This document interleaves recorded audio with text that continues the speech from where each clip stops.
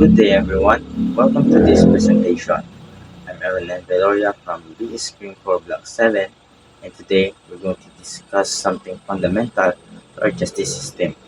Rule 115, also known as the right of accused.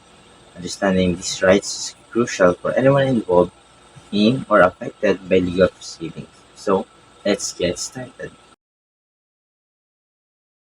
In the Philippines, the law safeguards the rights of every individual, especially those accused of a crime. Today, we'll break down Rule 115 of the Rules of Criminal Procedure, outlining the fundamental rights of the accused during trial.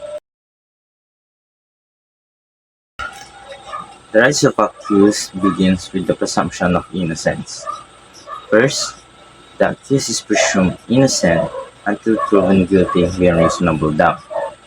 This means the prosecution bears the burden of providing guilt, not the other way around. Second is the right to information.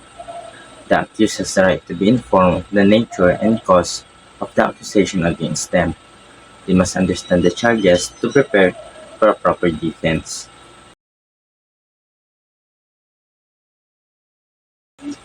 Next is the right to counsel and presence at trial.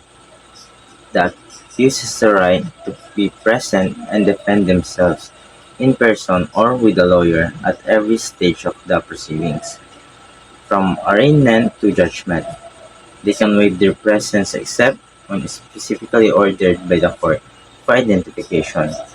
If an accused escapes custody, they lose the right to be present until rearrested.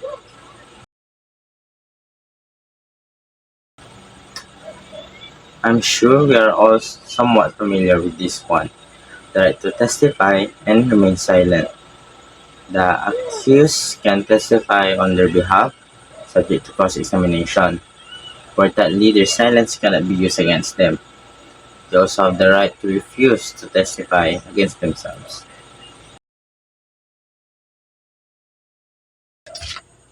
Also, the accused has the right to confront witnesses.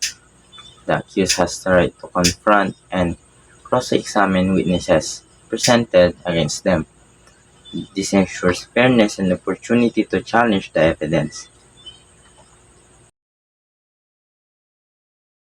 The accused also has the right to use of prior testimony and compulsory process.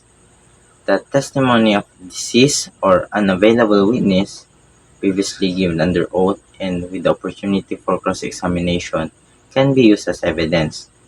The accused can also request the court to issue subpoenas to compel witnesses and the production of evidence in their favor. Moreover, the accused has the right to speedy, impartial, and public trial. The accused is entitled to speedy, impartial, and public trial. Justice delayed is justice denied, and transparency is crucial. Lastly, the accused has the right to appeal. Finally, the accused has the right to appeal the decision in all cases allowed and in the manner prescribed by law. This ensures a review of the case by a higher court. So, that concludes the right of the accused during their trial. Understanding these rights is crucial for a fair and just legal system. Rule 115 ensures that the accused is protected throughout the criminal proceedings. Stay informed and know your rights. Thank you for taking the time to learn more about the Rule 115 of the criminal procedure. Thank you so much for watching. I hope you find it informative and helpful. Once again, I'm Aaron Veloria from B Screen for Block 7. Thank you and good day.